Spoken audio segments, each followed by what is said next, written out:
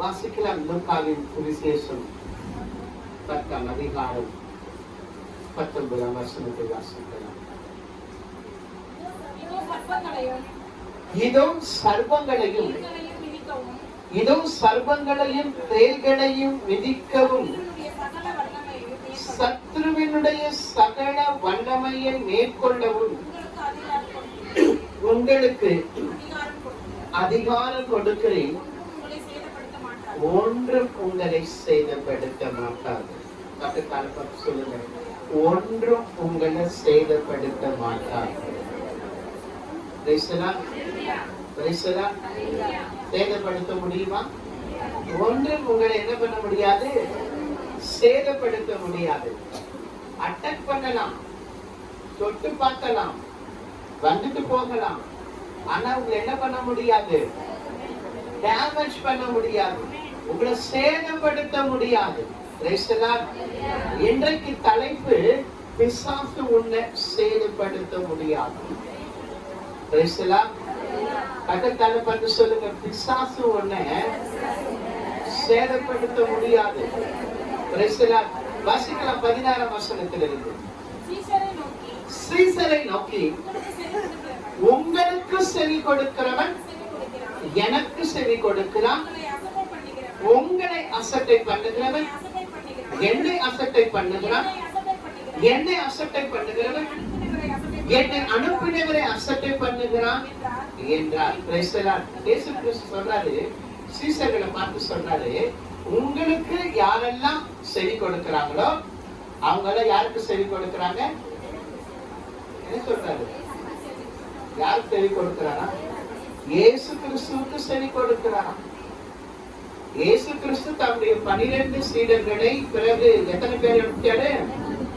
அப்புறம் 12 பேருக்கு எத்தனை பேரை தெரிஞ்சுக்கிட்டாரு? 12 பேருக்கு பிறகு எத்தனை பேர் தெரிஞ்சுக்கிட்டாரு? 70 பேரை தெரிஞ்சுக்கிட்டார். அப்புறம் எத்தனை பேர் தெரிஞ்சுக்கிட்டாரு? அப்புறம் 120 பேரை தெரிஞ்சுக்கிறார். தெரிந்து கொண்டு அவர்களை உணவத்திற்கு அனுப்புகிறார், ஜனங்கள் மத்தியிலே போய் அனுப்புகிறார். ஜனங்களுக்கு விடுதலை கொடுக்கும்படியாக, ஜனங்களை பிசாசின் பிடியிலிருந்து விடுதலை ஆக்கும்படியாக அனுப்புகிறார். சீசர் வந்து சொல்றாங்க, பிசாசுகள் எங்களுக்கு என்ன பண்ணுது, என்ன பண்ணுகிறது, கீழ்ப்படுகிறது. ஆவிகள் எல்லாம் எங்களுக்கு என்ன பண்ணுது, கீழ்ப்படுகிறது. பக்கத்துல ஆவி கீழ்ப்படுதுங்க, மனுஷன் கீழ்ப்படுகிறது. ஆவி பிசாசு இயேசுவின் நாமத்துல போனா அது என்ன பார்த்து பயப்படுது.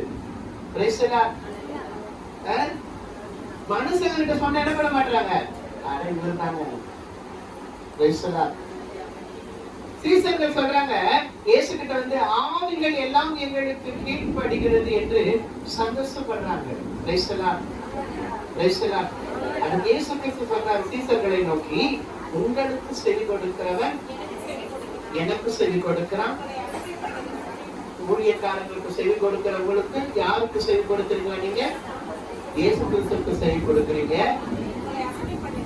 ஒரு ஊழியக்கார அசட்டை பண்ணா நீங்க யார அசட்டை பண்றீங்க?